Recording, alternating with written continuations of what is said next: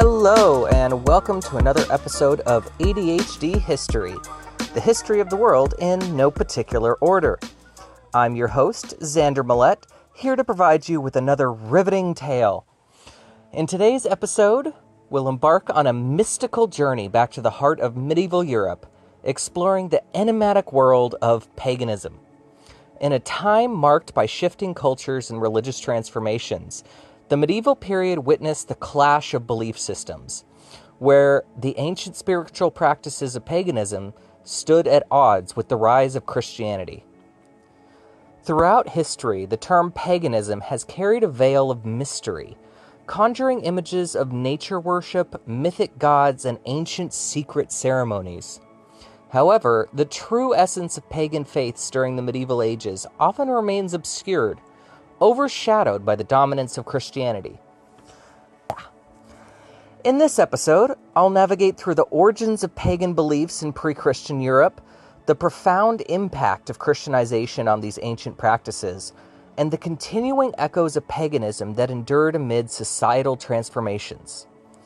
I'll unravel the threads that connect paganism to the fabric of medieval life, exploring its influence on culture, society, and the human psyche. I'll also explore the conflicts between pagan traditions and the zealous spread of Christianity, such as the persecution faced by those who clung to ancient beliefs.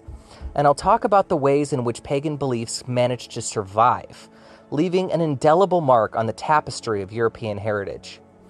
From clandestine rituals to the integration of pagan customs into Christian festivities, traces of ancient beliefs persisted against the tides of religious change. Pagan beliefs in pre-Christian Europe find their origins in the rich tapestry of diverse cultures that flourished across the continent. These ancient belief systems were deeply rooted in animism, polytheism, and a profound reverence for nature, shaping the spiritual landscape of various civilizations. In ancient Greece and Rome, the Greco-Roman tradition centered around a pantheon of gods and goddesses. These divine entities personified natural forces and human attributes, revered through rituals and worship in temples. In ancient Greece, the Hellenic pantheon reigned supreme. Here, gods and goddesses such as Zeus, the mighty ruler of the gods, Athena, the goddess of wisdom and strategic warfare, Hermes, the god of travelers, traders, and thieves, and Aphrodite, the goddess of love and beauty, held significant prominence. These deities, among many others, were revered through temples, festivals, and stories that depicted their interactions with mortals and each other. The Roman pantheon, heavily influenced by Greek mythology, mirrored many of the Greek gods with different names and aspects. Zeus became Jupiter, Athena became Minerva, Hermes became Mercury, and Aphrodite became Venus. Many others were central to Roman religious practices, worshipped and honored in temples and ceremonies. In many cases, the female gods became lesser due to Roman patriarchy. For example, while Minerva retained some aspects of Athena's wisdom and craftsmanship, her portrayal in Roman mythology underwent significant changes that reflected the societal norms of Rome. In Roman culture, the attributes of Minerva were adapted to align more closely with traditional Roman values, which placed greater emphasis on domesticity, fertility, and social order. Consequently, Minerva's character became less focused on warfare and strategy, and instead empathized more domestic and nurturing aspects. She was associated with activities related to crafts, art, weaving, and sometimes education, aligning her with the Roman societal ideas of femininity, motherhood, and household management. The emphasis on her domestic qualities served the societal expectation of women's roles in Roman society, reflecting the prevailing patriarchal norms that downplayed the prominence of strong, independent female figures associated with warfare or assertiveness. But that's one of my own personal vendettas against Rome. Moving on. In the Norse tradition of the Germanic tribes, gods like Odin, Thor, and Freya held significant reverence, their stories preserved in texts like the poetic and prose Eddas, illustrating a world molded by powerful divine beings. In the Norse tradition, the pantheon of gods and goddesses reflected a world shaped by powerful deities. Odin, the All-Father, presided over wisdom, war, and poetry. Thor, the thunder god, wielded his mighty hammer Mjolnir. Freya, the goddess of love, fertility, and magic, graced the Norse myths alongside other figures like Loki, Balder, and Frigg. The Celtic peoples, too, fostered a vibrant spiritual realm. They held deep respect for nature and worshipped deities associated with elements like water, forests, and mountains. Rituals and ceremonies were conducted to honor these natural forces. Within Celtic society, Druids played pivotal roles such as spiritual leaders and keepers of sacred knowledge, guiding communities through their deep understanding of rituals, nature, and the divine. Among the Germanic tribes, animistic beliefs prevailed. Spirits were believed to inhabit natural elements such as trees, rivers, and rocks. Ancestor worship and reverence for the natural world were integral parts of their spiritual fabric. The Slavic and Baltic tribes had their pantheon of gods and spirits linked to various aspects of life, agriculture, fertility, and war among them. These communities performed rituals and made offerings to these deities, seeking prosperity and protection. Beyond these known civilizations, prehistoric Europe housed numerous indigenous cultures, each with unique spiritual practices. Some of these beliefs might have centered around shamanism, animism, and rituals associated with hunting, agriculture, and celestial events. In these diverse cultures, pagan beliefs were intricately woven into daily life. They influenced societal structures, seasonal celebrations, and even governance. Sacred sites, rituals, and mythologies played pivotal roles in shaping the worldview and cultural identities of these ancient European societies. The interconnectedness with nature, the worship of multiple deities, and the rituals aimed at harmonizing with the spiritual realm were foundational aspects of pre-Christian pagan beliefs in Europe. Understanding these origins provides us with a glimpse into the rich spiritual diversity that thrived prior to the widespread embrace of Christianity in the region. Paganism in Europe was a multi-layered tapestry of rituals, traditions, and practices. These customs shared common elements that shaped their spiritual beliefs and community practices. Rituals were often centered around the veneration of nature. Sacred spaces like groves, forests, and natural landmarks were regarded as places where the spiritual and earthly realms converged. Celebrations were held to honor the changing seasons, such as festivals marking the arrival of summer, the end of harvest, or the winter solstice. These gatherings involved feasting, dances, bonfires, and rituals that honored the rhythms of the natural world. Ceremonies were conducted by priests, priestesses, or community leaders to commune with the divine, seek blessings, and ensure prosperity. These rituals included offerings, prayers, chants, and symbolic acts performed in sacred spaces or at designated ritual sites. Some cultures practiced animal sacrifices as a symbol of reciprocity with the gods, believing it ensured favor and abundance. Ancestral veneration was a significant aspect of pagan beliefs. Honoring ancestors through rituals and offerings was a way to acknowledge their guidance, protection, and wisdom. Some believed in ancestral spirits that could influence the living, fostering a sense of continuity between past and present. Certain sites, such as stone circles and burial mounds, held deep spiritual significance and were used for rituals and ceremonies. Symbols like Celtic knots, Norse runes, and other ancient markings carried symbolic weight and were integrated into rituals, representing connections to the spiritual realms and cosmic forces. Paganism wasn't confined to specific ceremonies. It permeated daily life. From household rituals for protection and prosperity to rites for childbirth, marriages, and funerals, these traditions were intricately woven into the fabric of community and family life.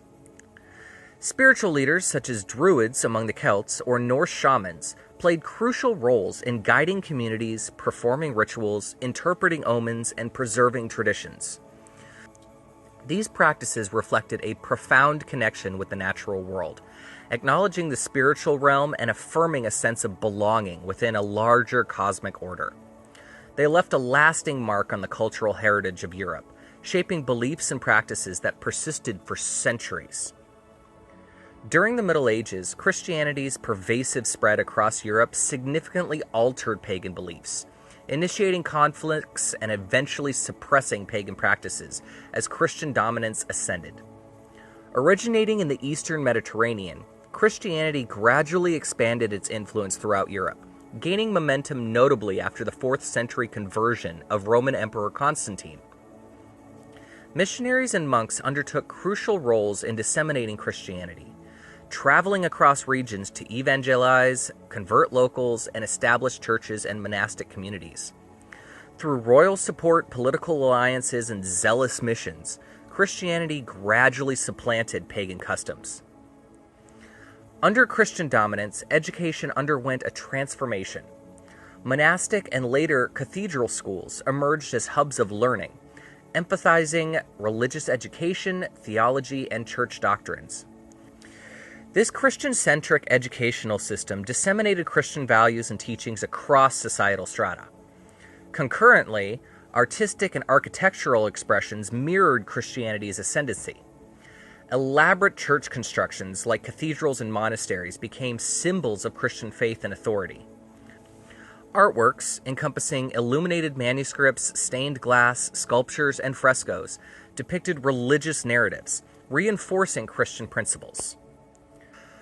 Literature underwent a similar evolution, with a proliferation of religious texts, hagiographies detailing saints' lives, and theological treatises.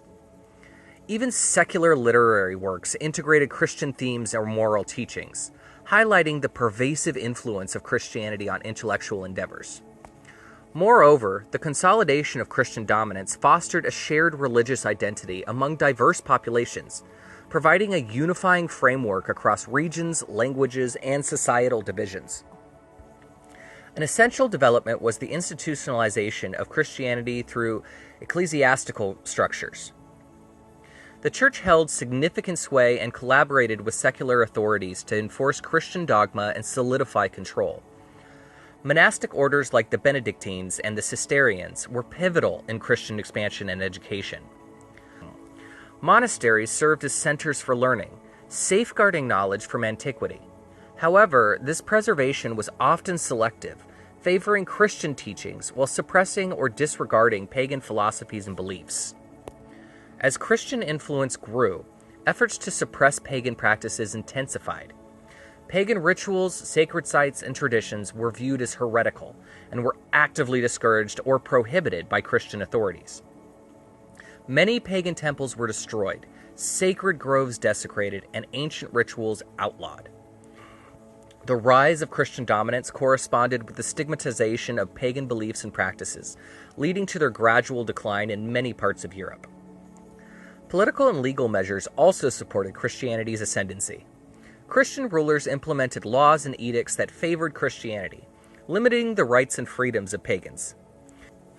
Conversion to Christianity often became a prerequisite for social acceptance, access to privileges, or holding positions of power, further marginalizing pagan communities.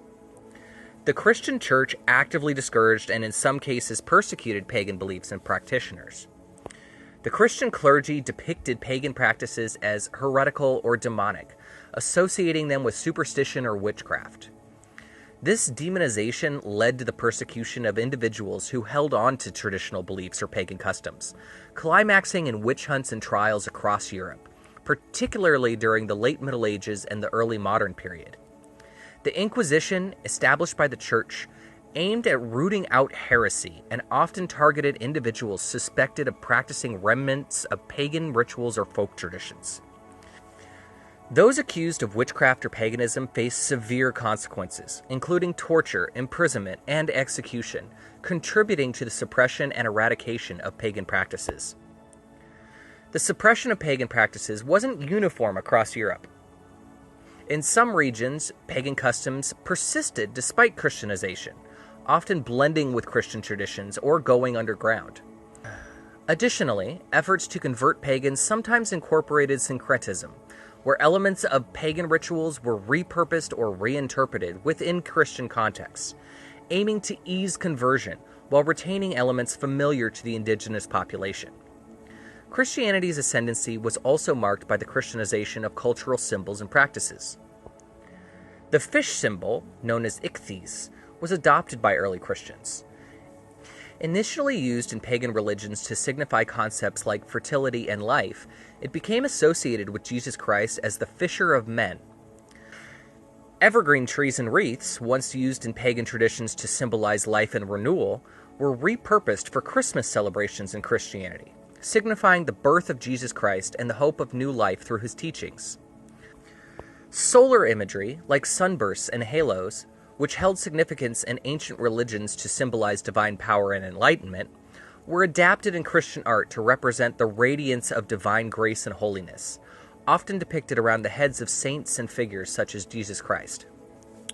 Many pagan festivals and traditions were reinterpreted or absorbed into Christian celebrations. For instance, the timing of Christmas coincided with pre-existing pagan winter solstice festivals, while Easter incorporated elements of earlier springtime celebrations. The date chosen for Christmas, December 25th, aligns closely with the winter solstice in the Northern Hemisphere. In numerous pre-Christian cultures, the winter solstice was a significant event, marking the shortest day and longest night of the year. Festivals during this time revolved around light and rebirth, and the promise of longer days, heralding the return of spring. In Scandinavian and Germanic pagan traditions, the Yule festival coincided with the winter solstice. Yule celebrations involved burning logs to symbolize the sun's return, and included feasting and revelry. Symbols like evergreen trees, holly, and mistletoe, which represented life and fertility in pagan traditions, were used in decorations and ceremonies as a sign of hope for the return of spring. These symbols were later adopted by Christians, incorporating evergreen trees as Christmas trees, and adorning homes with greenery during the Christmas season. The tradition of gift-giving during Christmas has ties to the Roman festival of Saturnalia, where gifts were exchanged as part of the festivities honoring the god Saturn. Saturnalia, occurring in late December, involved feasting, gift-giving, and a reversal of social roles. The abundance of food and communal feasting during Christmas mirrors ancient pagan customs of celebrating the winter solstice with communal meals symbolizing hope and renewal. As Christianity spread and became dominant, it absorbed and repurposed these pagan traditions, associating them with the birth of Jesus Christ. December 25th was chosen to celebrate Jesus' birth to coincide with existing pagan festivals, facilitating the transition to Christianity. Several elements associated with Easter have roots in ancient pagan customs, especially related to the celebration of spring. The timing of Easter, which falls in the spring season, coincides with various pagan festivals celebrating the arrival of spring and the renewal of life. These pagan spring festivals were observed across different cultures and regions, marking the end of winter and the beginning of the agricultural season. The name Easter itself has links to pagan origins. It is believed to have derived from Estore or Ostara, the names of ancient Germanic and Anglo-Saxon goddesses of spring and fertility. These goddesses were associated with the dawn, renewal, and the rebirth of nature in the spring season. One of the most notable symbols associated with Easter, the Easter egg, has roots in ancient pagan fertility rites and symbols. Christians later adopted the egg as a symbol of the resurrection, representing new life and the empty tomb of Jesus. The tradition of decorating eggs during Easter, including coloring and giving them as gifts, traces back to these ancient pagan customs. Similarly, the tradition of the Easter Bunny, which brings baskets filled with colored eggs, candies, and treats to children, has pagan origins linked to fertility symbols. Over time, these practices were integrated into Christian Easter traditions, symbolizing the resurrection and new life through Jesus Christ. This merging of traditions assisted the assimilation of pagan populations into Christianity while ensuring the preservation of certain cultural practices under a Christian guise. Additionally, the Renaissance and later movements towards religious tolerance and cultural rediscovery facilitated renewed interest in ancient pagan philosophies, literature, and tradition, leading to their reevaluation and sometimes revival in certain intellectual circles. Scandinavia retained traces of Norse mythology and pagan rituals, especially in rural communities, despite the region's Christianization. Baltic states like Lithuania, Latvia, and Estonia maintained certain pagan customs related to agricultural practices, folk celebrations, and reverence for nature deities. Remote or isolated communities in the Alps and other rural areas across Europe upheld folk traditions, superstitions, and rituals tied to pre-Christian beliefs, including practices related to seasonal celebrations and healing rituals. These persistent pagan customs often stemmed from cultural resilience, geographic isolation, and a deep-rooted connection to ancestral traditions. During the Middle Ages in Europe, the persecution of individuals suspected of practicing pagan beliefs was a grim reality spurred by the ascendancy of Christianity and the quest for religious dominance. Those perceived to adhere to traditional pagan customs or ancient beliefs faced severe consequences. Accusations of heresy or paganism led to persecution, imprisonment, torture, and sometimes execution. Both the church and secular authorities conducted inquisitions and trials aimed at rooting out heresy, targeting those who deviated from Orthodox Christian beliefs. The rise of inquisitions, notably the medieval and Spanish inquisitions, sought to suppress opposition and establish religious conformity. Accusations of paganism were utilized to maintain control and enforce religious orthodoxy. The witch hunts prevalent during the late Middle Ages and early modern period were closely linked to vestiges of pagan practices. Alleged witches were associated with remnants of ancient rituals, herbalism, midwifery, and folk healing, which were misunderstood as witchcraft. These practices were often misconstrued and misinterpreted due to their historical ties to ancient traditions, leading to suspicions of magic and connections to pagan deities. Socio-political factors fueled accusations of paganism and witchcraft. Economic hardships, religious tensions, and power struggles contributed to false accusations. Personal vendettas, scapegoating, and jealousy also led to individuals being falsely accused, intensifying widespread fear and paranoia. Marginalized groups, particularly women and the elderly, were disproportionately targeted, believed to be more susceptible to practicing pagan customs or witchcraft. Accused individuals were suspected of having connections to supernatural forces, and symbols associated with pagan beliefs were misinterpreted as evidence of witchcraft.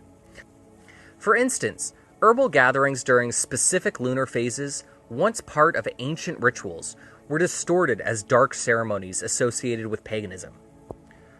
One of the most infamous and influential books used by witch hunters during the period of witch hunts in Europe was the Malleus Maleficarum, translated as The Hammer of Witches. It was written by Heinrich Kramer, a German Catholic clergyman, and Jacob Sprenger, a Dominican friar, and it was first published in 1487. The Malleus Maleficarum was a treatise on witchcraft, providing guidance for the identification, prosecution, and punishment of supposed witches. It served as a manual for inquisitors and witch hunters, offering detailed descriptions of the nature of witches, methods of identifying them, and instructions on conducting witch trials. The book asserted the existence of witches and their malevolent activities, claiming that women were more susceptible to witchcraft due to their supposedly weaker moral and intellectual capacities. It provided instructions on how to interrogate and extract confessions from accused individuals, often advocating the use of torture to obtain admissions of guilt. The Malleus Maleficarum contributed significantly to the widespread fear and persecution of supposed witches during the witch hunts. Its influence extended across Europe and was used by both secular and ecclesiastical authorities to justify the trials and executions of countless individuals accused of witchcraft. While the Malleus Maleficarum was not the sole guide used by witch hunters, its publication and widespread acceptance significantly contributed to the climate of fear, suspicion, and persecution that characterized the era of witch hunts in Europe. Estimating the precise number of deaths during the witch hunts of the Middle Ages is challenging due to incomplete historical records.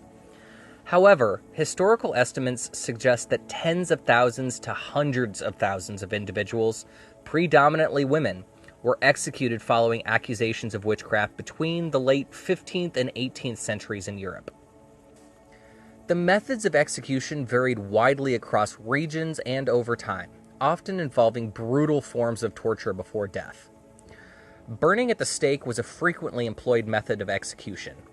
Accused individuals, usually bound to a stake, were publicly set on fire in events known as auto de fe, or acts of faith.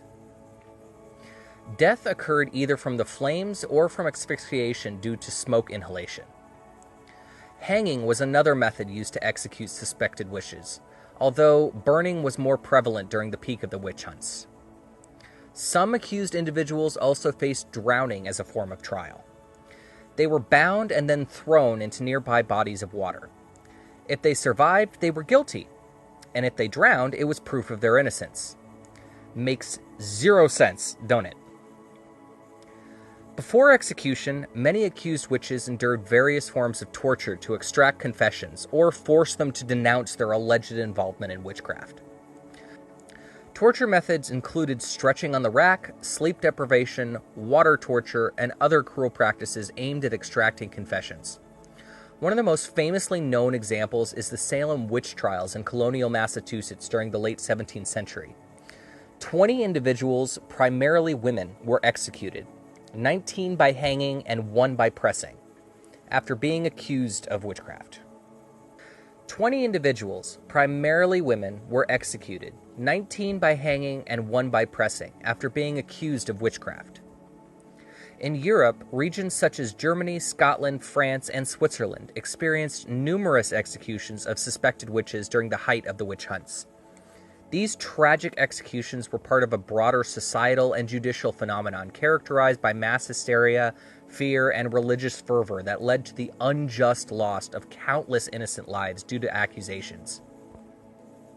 The persecutions of individuals suspected of witchcraft during the Middle Ages was a dark chapter in European history, driven by socio-political turmoil and a quest for religious and societal conformity. It resulted in the unjust suffering and loss of lives of many innocent individuals accused of deviating from the dominant Christian norms or practicing the remnants of ancient pagan traditions. As societal structures changed and Enlightenment ideas began to spread, attitude towards witch hunts and accusations of paganism gradually shifted. The Age of Enlightenment brought about critical thinking, skepticism, and a reassessment of religious and cultural practices. Eventually, the witch hunt subsided, and accusations of paganism became less prevalent as Europe entered the modern era. The enduring influence of pagan beliefs and customs continues to resonate in various facets of modern society, leaving a lasting imprint on cultural, spiritual, and even ecological perspectives. Despite the dominance of Christianity and the subsequent secularization of Europe, elements of pagan traditions have persisted and evolved, influencing diverse aspects of contemporary life. One notable area where pagan beliefs endure is in modern spirituality and alternative religious movements.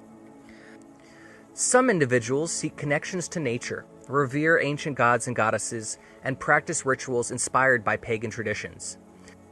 Neo-pagan movements such as Wicca, Druidry, and heathenry draw upon reconstructed or reinterpreted pagan practices, emphasizing nature reverence, seasonal celebrations, and rituals centered around the cycles of life.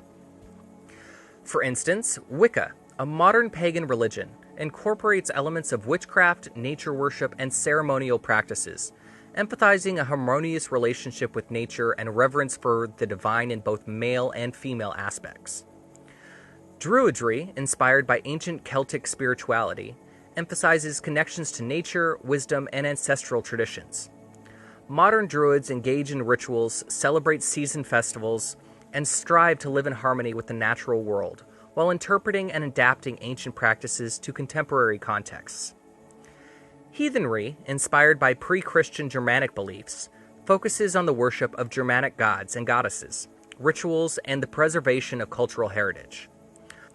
Followers of heathenry engage in blots, or sacrificial rituals, celebrate seasonal festivals, and empathize honor, hospitality, and ancestral connections.